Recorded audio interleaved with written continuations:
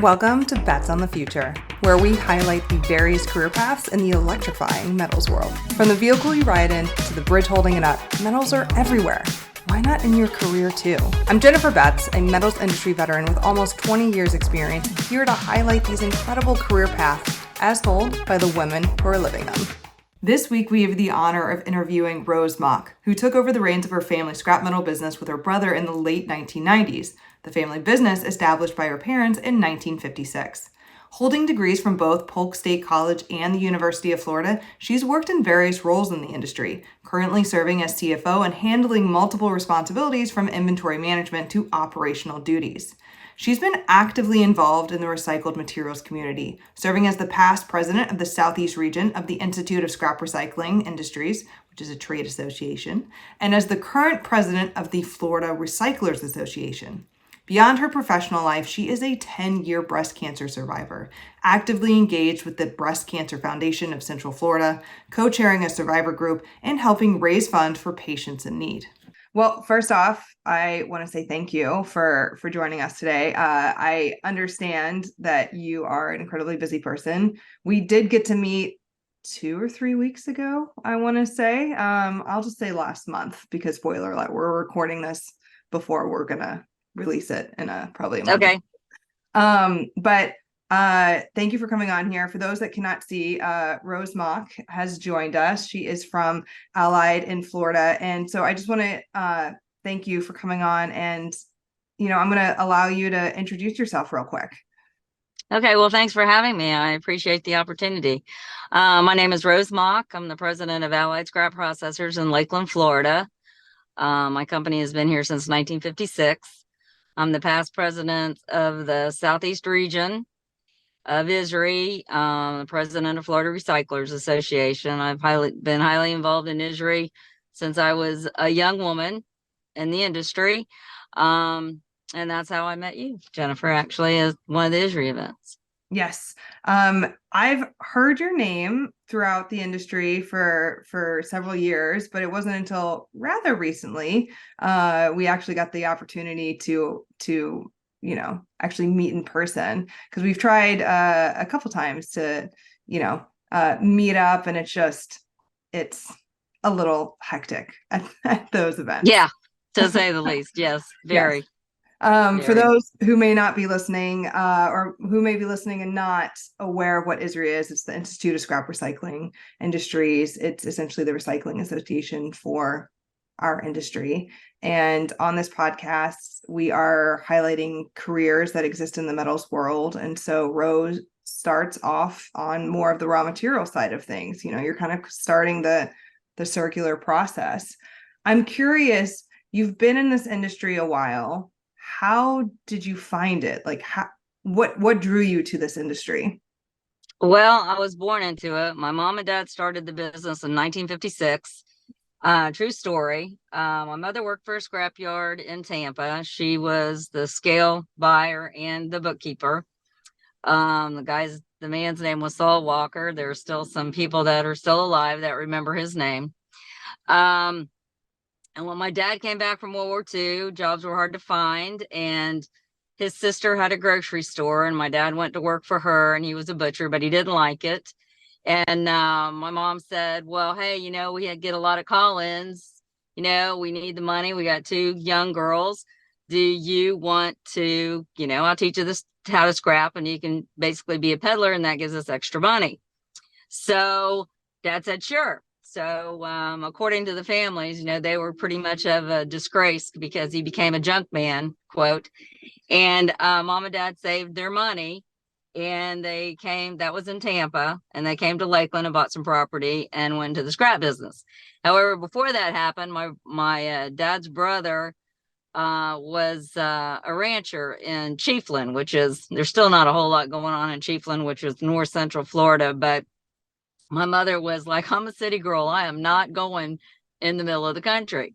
So they flipped a coin, and my mother won, and that's how they got in the scrap business. That's pretty incredible. Yeah, that's how they got in the scrap business. So we were raised in the business. My brother's my partner. And and him and I are 50-50, and we're bookends. We make great partners because we bring completely different things to the table. But we grew up in the business. We worked. I mean, I did everything. I mean, did the scale first. We had to clean, had to type. Back then, we had typewriters. Um, make invoices, things like that. Then I worked in the warehouse, then went on the scale. I did the forklifts, I did the loaders. The only thing I didn't do were the cranes because we had cable cranes back then. And for one, I couldn't reach the pedal because I'm still really short. And so my dad wouldn't let me on there. And so worked, any school breaks or whatever. And then I have an accounting degree from the University of Florida. When we got out of college, we weren't allowed to come back to the business. We had to go work other places so that we could decide if we really wanted it or not. Wow. So I did. We all did. And so then decided to come back, I don't know, in the 80s, in the early 80s. I have to ask, where did you go after college? Was it like still within-ish the industry, or was it completely No, completely different. I actually sold office machines back then, when that was before computers. Computers didn't come out until the late 80s. So I sold dictation machines and calculators, expensive calculators, and expensive typewriters and those kind of things. That's pretty cool. I mean, yeah. And I'm imagining your sales skills probably sharpened yeah, during that time frame. And so then decided to come back to the business. And of course, my parents were, it's not a revolving door. You're either in or you're out. And so, it was something I'd always wanted to do. So then, I stayed, and my brother is here. And so we eventually bought the business from our parents in the 90s. And so we're here as equal partners. Well, congratulations on probably almost 30 years of ownership with your brother then at this point? Mm-hmm. Yes. Wow. That's pretty impressive. I come from the millennial era, if you will, and our generation just does not stay at companies too long. So it's really quite incredible that you got the opportunity to check something else out and you're like, no, I'm coming back. And not only coming back, but you're also going to buy into the business later on. I mean, that's not every family generation or family business, I should say, has the next generation ready to do that, ready or able to do that. And you had two. Well, right. I mean, it's true. We have two sisters that aren't in the business, aren't interested. Mm-hmm. I think it's a calling. I think it's a passion. I think it's what you like. I'll go places that are quiet and I'll say, I don't know how you work here. There's no way I could work here. It's too quiet. There's not enough things going on at the same time. I would be, absolutely out of my mind because there's not enough interaction. Yes. In our industry, it touches all types of lives. I mean, you're dealing, we deal with the public. You're going to deal with, the corporate executive. You're going to deal with a peddler. You've got every slice of life you could possibly imagine that is going to touch you, and you're going to touch them. And to me, that's what the treasure is. That's the most exciting part, because we get to understand life as in a full circle and how it takes all of us to mm-hmm. make the world go around, and we need all of us. Mm-hmm. And no one's, you're not better than somebody else, and somebody's not less than you, because without those pieces, none of us could function. And right. For me, it's a reminder every day that, I'm blessed that, God has put everyone where we should be. Mm-hmm. And if you're not happy where you are, you have to find out where you're happy. But at the end of the day, happiness is an inside job. It's not where you're at. Where you're at is simply semantics. It doesn't have anything to do with anything. Yes. Because you always have to take yourself with you. Mm-hmm. And, I think for people, I think that's the hardest part. You forget you're taking yourself with you. Mm-hmm. Well, that's and yeah. Go on. No, I said I have to remind myself of that too, to take myself with me. Well, that's what's interesting about this podcast is, and one of the main reasons why I wanted to highlight this is there are a good amount of people out there that are not happy where they are, right? And that maybe a career change is what would help them or get them into a better headspace, right? Yes, happiness on the inside, got to work on it. But sometimes it's also your external environment where maybe it's not the right job for you, right? And it seems like right. You were pretty fortunate in regards to having at least even the introduction into our world so that you could even know that it was a possibility, and ultimately it seems like it's the right fit for you. Well, I know that I'm blessed that I got to experience this industry. And it's a good bad thing, because, and what I mean by that is when I go out into the world, it is very difficult for me to interact with people that aren't as I want to say driven, that aren't as exposed to all types of things like I talked about, that aren't open-minded as far as more acceptance, more understanding, and their world is in a different place. So it's hard for me because I don't have anything to say. I mean, I don't have not only do I not have anything to say, I don't even care to have anything to say. I mean, I'm not interested. Yep. And I joined. I'm not really in an I'm highly involved in the trade association because I believe in our industry. I did it. And I believe in our industry. And we're the beginning and end of the circle, and the world can't survive without us. And we have to tell people that. I mean, you wouldn't be able to afford anything without the scrap metal industry. Just wouldn't happen. No, you couldn't do it. Not just afford, wouldn't have it. Like it just you wouldn't have it. Wouldn't exist. We can't mine enough metals out there to produce the material that we have. Let alone, where would we put the recycled materials anyway? Right? Like where would they would just pile up somewhere. Right. In Florida, I haven't spent a lot of time in Florida trading in my days, but what I do know is from some of my former colleagues talking about some of the interesting things that they've seen come across their scales in Florida. Is there anything that strikes out to you in your memory of something that was truly unique that came across your scale that maybe you just didn't typically see, that most people wouldn't even realize could be recycled or was recycled? I can't think of anything that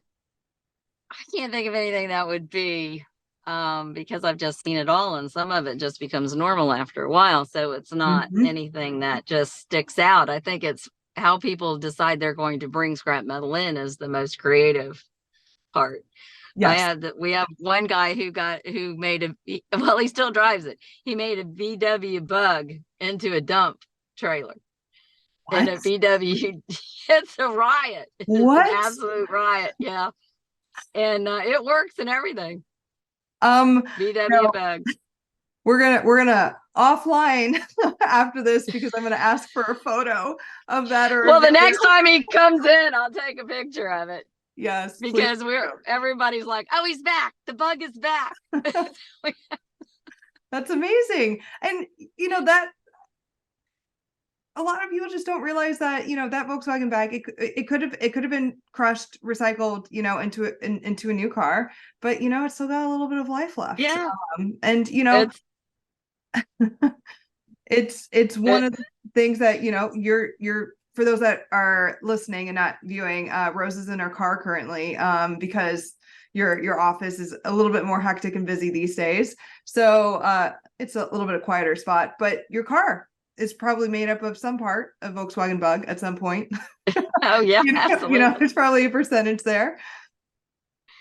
Well, and I think other people, people don't realize, energy is endless. So, everything that energy travels. So everything that we have comes from somewhere else.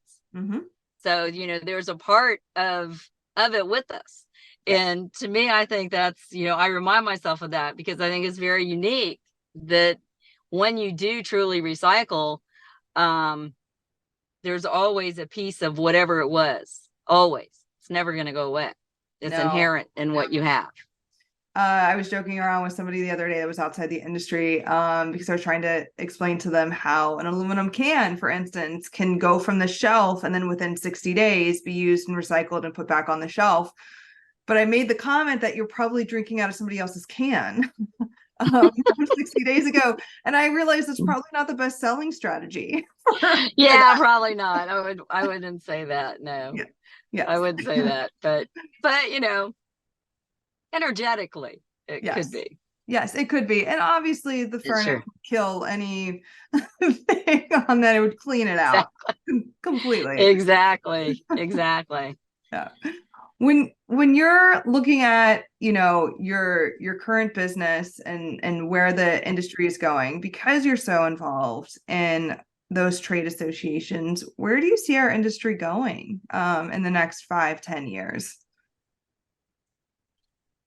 Well, I don't see the metal industry really changing. The fundamentals aren't going to change. I mean, you need scrap yards, you need the processing equipment, you need the mills to melt it.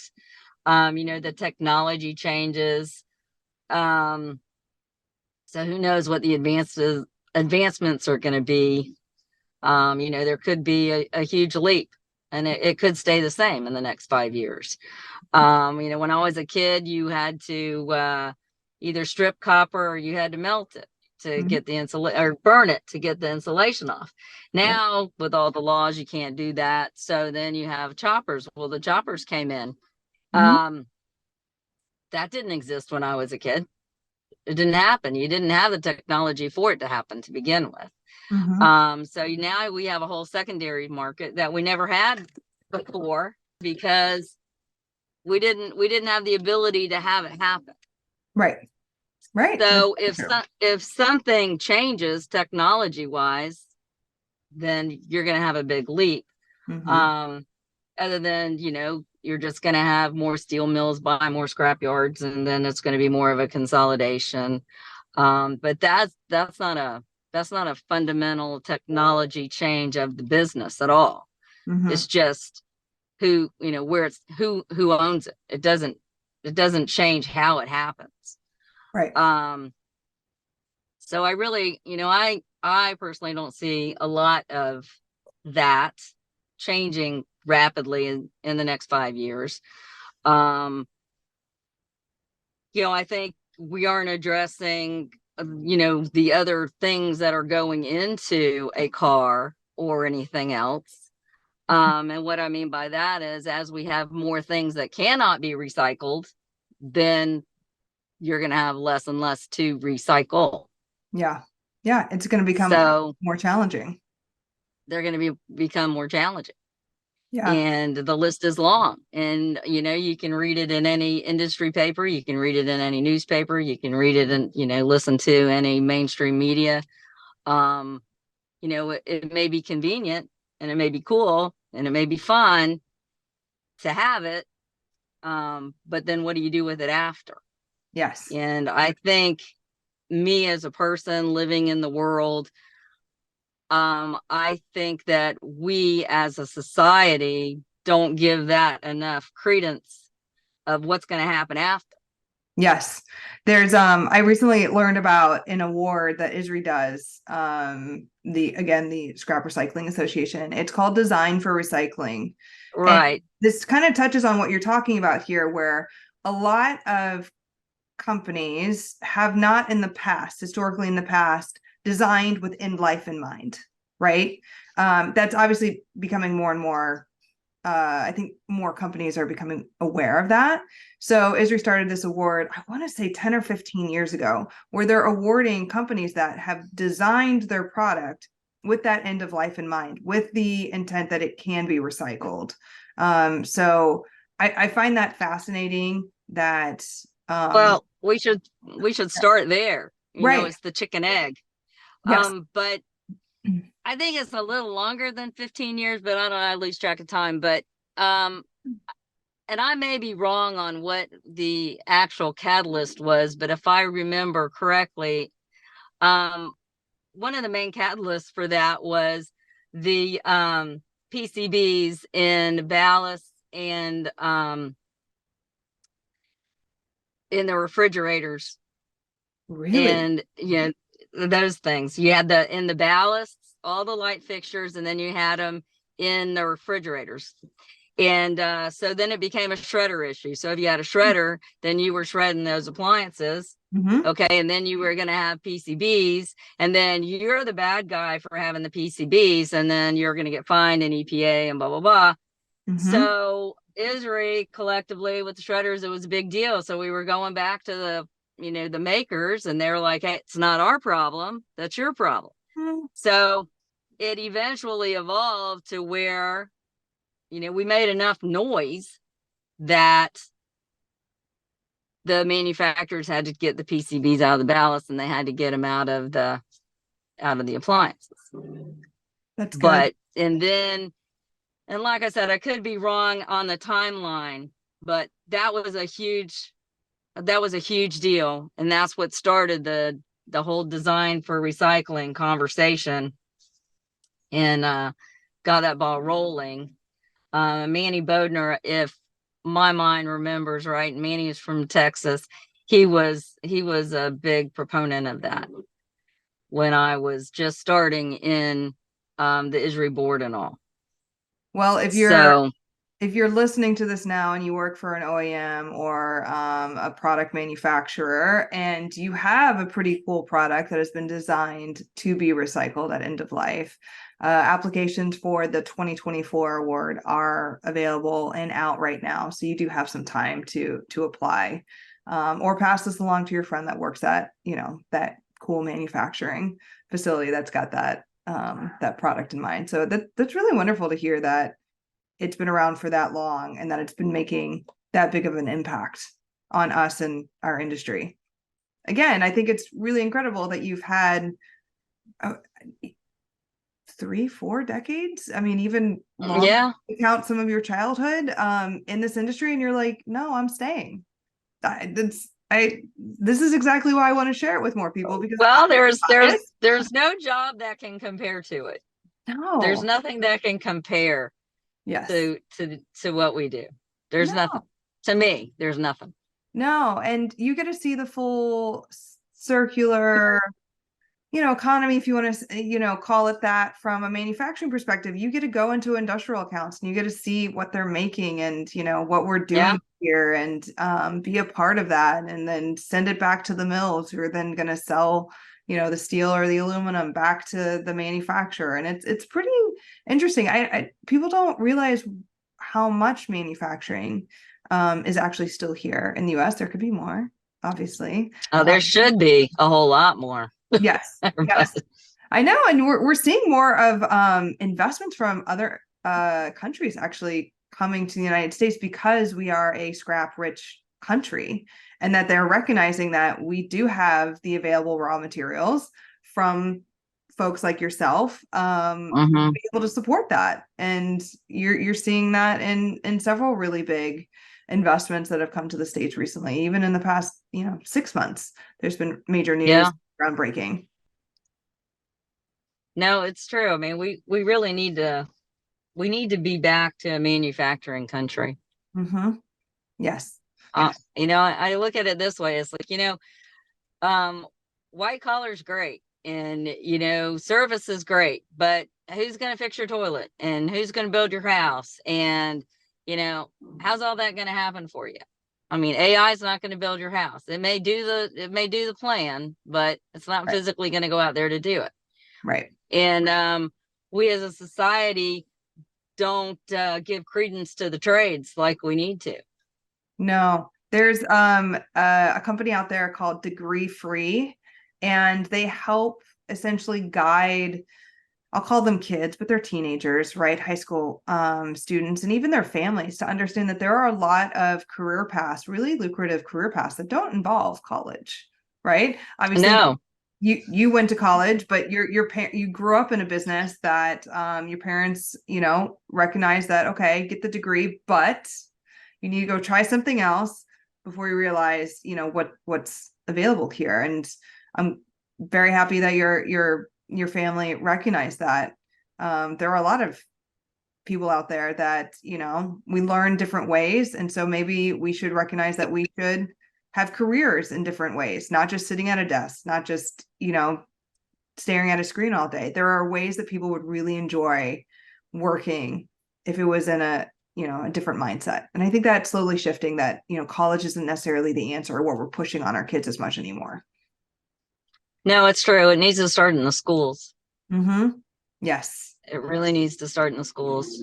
Mm-hmm. And until we get there to figure out what their children's their aptitudes are, Mm-hmm. to direct them, because if you're doing something that you're good at, you're going to enjoy it and you're going to have a happy heart. Yes. But we're missing that. We're missing that whole boat. Mm-hmm.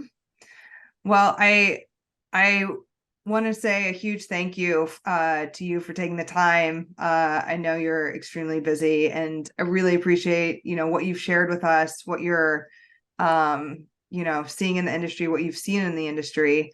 On one last note, one last question for those that are interested in our industry, do you have any advice on how to get in or how to find us, or any advice that you would give to someone that's starting out fresh in our industry?